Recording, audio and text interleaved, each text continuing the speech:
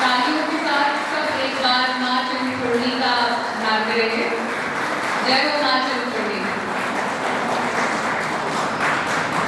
मेरा इंट्रोडक्शन सभी ने बहुत प्यार से दिया है और इसका सम्मान के लिए प्यार के लिए बहुत बहुत धन्यवाद। क्योंकि अमित जी और उनकी पूरी टीम पिछले कई महीनों से मेरे साथ जुड़े हुए हैं।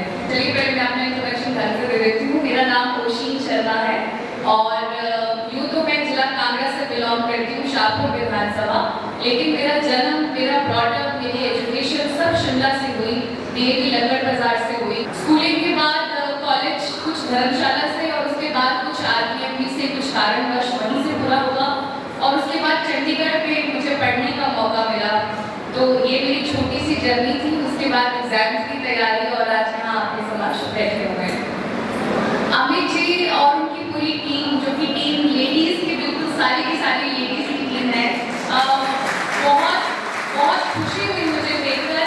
तो अमित जी और उनकी टीम जब मुझसे मिलने आए तो उन्होंने कहा कि मैम ऐसा ऐसा फंक्शन ऑर्गेनाइज करवा रहे हैं, आप प्लीज आइएगा। मैं एक और बात आपको बताना चाहती हूँ, ऊना से मेरा संबंध सिर्फ अमित जी की वजह से या सर जी अकेडमी की वजह से नहीं जुड़ा है। ऊना से मेरा संबंध बचपन का जुड़ा हुआ है। पिताजी नायब तहसीलदार के पद से रिटायर हुए पिछले साल और मेरे पिताजी पटवारी थे यहाँ पे टक्का में। और टक्का में जब वो पटवारी थे तब मुझे अच्छे से याद है, मैं 11वीं क्लास में थी और हम लोग टक्का में पापा के साथ ही रहते थे, मैं और मेरी बहन। और ऊना के लोगों ने मेरे पिताजी को जो सम्मान दिया है वो मैं नहीं भूल सकती। अब टाइम बहुत चेंज हो गया है, पर उस वक्त जो सम्मान ऊना के लोगों ने एक बिल्कुल मामूली पटवारी को दिया वो देखने बनता था। मुझे नहीं पता पापा घर का किराया भी देते थे कि नहीं देते थे, बट जहाँ पापा जिस मकान में रहते थे लोग वहाँ नमस्कार करके आते थे। नमस्कार पटवारी साहब, नमस्कार पटवारी साहब। तो पटवारी सब कुछ है। आंटी आ रही है, आंटी वहाँ पे 1 किलो दूध लेके जा रही है कि बच्चों के लिए दूध ले लीजिए आप पटवारी साहब। अंकल आ रहे हैं, अंकल सबसे लेकर आ रहे हैं अपने खेतों। इतना सम्मान, इतना आदर मैंने नहीं देखा कहीं और जितना मेरे पिताजी को ऊना में मिला है। आज जब मैं ऊना आ रही थी तो मैं पापा से डिस्कस कर रही थी कि पापा मैं ऊना जा रही हूँ। मेरे पिताजी की मन की इच्छा है कि जहाँ हमारा बचपन बीता है, जहाँ मैंने पिताजी को नौकरी करते देखा है, वहाँ उनकी लड़की भी सर्व है। तो मेरी माता चिंतपूर्णी से इच्छा है कि भविष्य में मुझे एक बार मौका ऊना जिला में दिया जाए तो मैं यहाँ आके काम करूँ। इससे पहले कि हम और बातचीत करें, मैं सर जी अकेडमी में आपके बारे में आप लोगों को बताना चाहती हूँ। देखिए, मैं एक अधिकारी हूँ। कई लोगों को ऐसा लगेगा कि ये मैडम किस पर्सपेक्टिव से और किस मंशा से इस चीज़ को आगे बढ़ा रही है। बढ़ा रही इन द सेंस सरकारी हूँ मैं, ये है प्राइवेट। तो सरकारी और प्राइवेट का अमेलगमेशन कहाँ से हो गया? क्या कोई मॉनेटरी बेनिफिट तो नहीं था? क्या कोई कुछ और बात तो नहीं थी? तो मैं आपको बताना चाहती हूँ ऐसी कोई बात नहीं है। मैं आप लोगों से एक और चीज़ का खुलासा करूँगी थोड़ी देर में, और उससे पहले बताना चाहती हूँ कि आज यहाँ महिलाओं की स्ट्रेंथ देखकर मुझे बहुत बहुत खुशी मिल रही है। उनको अपने हाथों के प्राइजेस देके मुझे ऐसा लग रहा है कि मैंने शायद जिंदगी में कुछ 2 अक्षर कमा लिया अपनी लाइफ में, 2 मैंने सम्मान की चीज़ें कमा ली।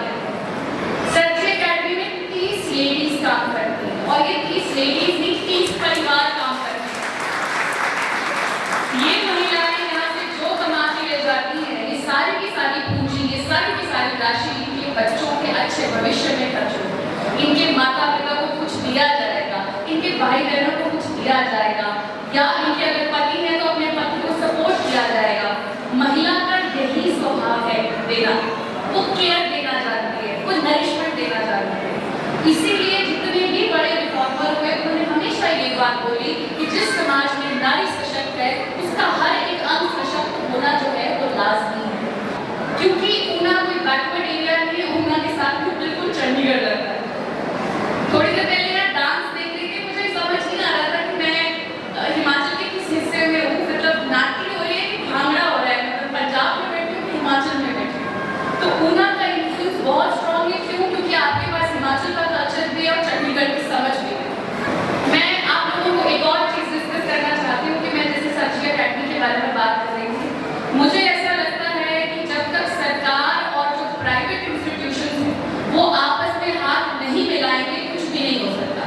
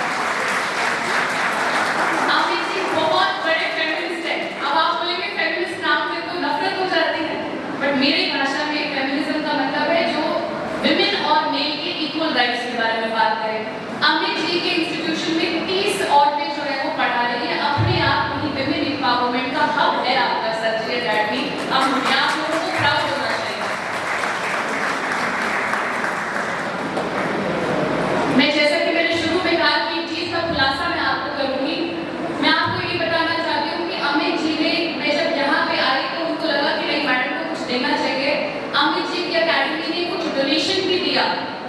अब छुपाने को तो हम छुपा सकते हैं, हम तो सरकारी अधिकारी हैं, हमको पता है, पर नहीं, अमित जी की अकेडमी ने कुछ डोनेशन दिया और वो डोनेशन मैंने संगोल में जो स्पोर्ट्स के बच्चे थे जो अभी हमारा टूर्नामेंट खेलने जा रहे हैं उनको मैंने दिया।